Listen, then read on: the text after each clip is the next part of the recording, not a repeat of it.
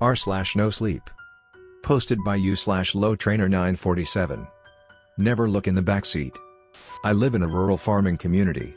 Almost everything is surrounded by large cornfields. Now, I've heard my fair share of rumors and myths regarding the fields, but I'm not particularly superstitious. Or at least, I wasn't. I was driving back home after taking my daughter, Salem, to a doctor's appointment. She's only 4 months old, so we still have to go to checkups for her. It's the time of year when the corn stalks are taller than my car. When it's light out, I do really enjoy the drive. It's calming and beautiful. It was dark out though and the stalks looked like they were reaching for my car. There's kind of a rule here that when it's dark out, you shouldn't look into the corn. I don't know why that's a rule, but I followed it to a T that night. My stomach was in knots as I kept my eyes firmly on the road ahead of me. Salem began crying. That's normal for her, she's a fussy baby and she is not a big fan of the car.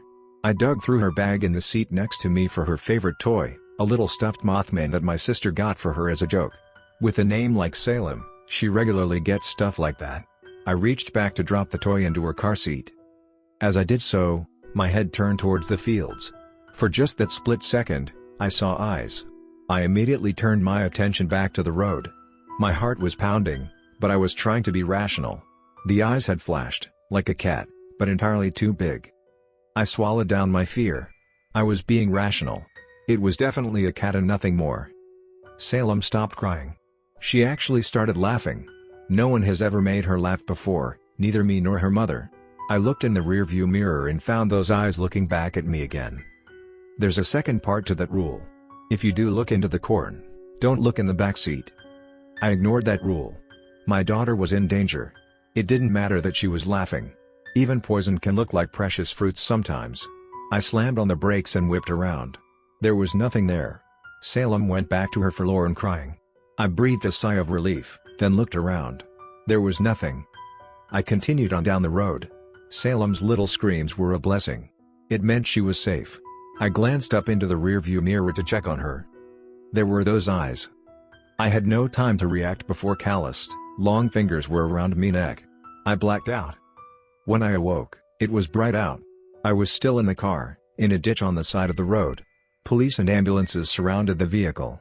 My ears were ringing. Someone was trying to help me out of the vehicle. When I got out, I saw a man holding Salem's car seat. His eyes flashed. The eyes from the night prior. Salem was laughing. I snatched my baby away from him, pulling her from the car seat so I could hold her to my chest. She immediately began sobbing. When I looked up from her, the man was gone. But when I looked into the fields, they didn't seem too empty. Next story of this video. Posted by u/Alisa1254. He lives in the walls and I need help. Throughout my life, I have been witness to some crazy shit. I know, jumping the gun with my intro, but I wanna be blunt here. I will be lying or saying false info at no point throughout this story. Everything I say is the absolute truth. When I was in my teen years, I am now 25, my family moved to this beautiful acreage in Saskatchewan. It was a decent-sized place, but the interior was open and huge. There were 2 bedrooms, 1 master bedroom, 2 bathrooms, a full kitchen, a wine cellar, and a huge backyard. It had been my mother's dream to live on an acreage, and now she had it. Since Dad got a better job paying more, we decided to move somewhere nicer. My younger brothers were ecstatic to live somewhere with a big yard since our last place did not have a big one. Personally, I wasn't the biggest fan of the move. I left all my friends behind, and the place did not feel like home. But whatever, everyone outvoted me, and now I have to live with it. I got the bigger of the 2 bedrooms since I am the oldest. The first day, I went in, decked the place with posters, furniture, and lights, and made my own personal utopia. Doing this made it feel better, more like home. Once I was done, I went out and helped my parents move other stuff in. Brought in my bed, the couch, and many other things that I am too tired to name. The place was really coming together, and the day had gone smoothly. Everything stayed relatively lovely for the first few weeks. My brothers and I got comfortable with the new school, we made some new friends, and things were just coming together. In the 4th or 5th week, signs started to show. The first sign happened on Monday. I was lying in bed when I started hearing scratching on the inside of the wall. It sounded like mice or rats. Mom and Dad heard it too. I could hear them talking about it while in their room. Dad said he would get some rat poison and put it in places of the house. No big deal. Just mice on an acreage. The next night, I remember hearing the house shift and creak in the blowing wind. It was dark in my room, and I was used to the noise, so I just listened while looking up at the roof. Suddenly, I heard something that sounded like mud being dropped onto the floor on the other side of my room. I sat up to look in the direction of it. With the light of the moon helping me see, I swear I saw a part of the wall in an almost blob-like shape on my bedroom floor. I just watched it because I didn't want to get out of bed. After watching it for a few minutes, I realized that the shape resembled that of a person in the fetal position, and if this was what it was, then the head was titled and staring directly back at me. Now, I do not know if I saw this or if my mind was playing tricks on me, but when I kept watching, I swear I could see two white specks where the eyes were meant to be, staring directly at me. I must have been tired because I fell asleep while watching it. When I woke up, it was gone. I kept it to myself, thinking it was some kind of weird lucid dream, but throughout the day, I kept thinking about it and its odd shape. I wasn't too worried, it was a dream, after all. The next night I heard my brothers scream. When I went in and checked on them, I saw them both in shock, staring at the wall across from them, huddled up on the floor by their window. I asked them what was wrong, and they started explaining that a man was in the corner of their room. That threw me off, and I think I even went pale. I started going around the room, checking their closets, vents, behind their door, and under their bed, and found absolutely nothing but toys and dust. That night I slept in their room so that they could stop worrying. I was also pretty scared. The following day, Mom and Dad were missing. We figured they probably had late night business shit to get to but had little time to warn us, so they just left.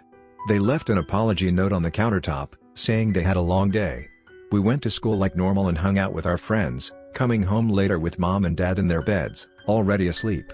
I went to sleep before my brothers that night, which I regret. That night, I woke up 3 hours later, hearing my brothers happily chatting with someone. I close my eyes hard and try to block them out, but suddenly I hear what sounds like a panicked breath before it is muted. I sit up and listen, but my brothers are no longer talking. Instead, I hear what sounds like crunching. I get up from my bed and slowly make my way out, going to my brother's bedroom. I thought they had chips or something. I do not know what I was thinking, but when I opened that door, I sealed an image away in my mind, one which I wish I could forget. I saw blood everywhere around the room. In the center of it, I saw this thing that looked like a werewolf on all fours, eating my lifeless brothers' bodies. I was in complete shock. I didn't know what to make of this. I was utterly frozen in fear. I backed out of the room and walked to my parents' room. I felt empty. There is no emotion I could describe to say how far I was gone. When I entered their room, it looked identical to my brother's room, covered in blood. I simply stared and was unmoving until I heard a voice over my shoulder. "Hello." I turned around to see an older man standing in front of me. He was covered in blood, and his eyes were almost like pinholes filled with white. I was utterly horrified. I didn't even move or open my mouth to scream. I just stared. He stood there unmoving before speaking. "I am full." He then turned sideways and walked into the wall, merging with it and disappearing from sight.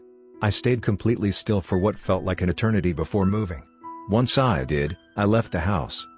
In the time of 30 minutes, I had lost my entire family. To this day, I do not understand what happened. I went to the town and got the police. When they returned to the house, they acted like this was normal.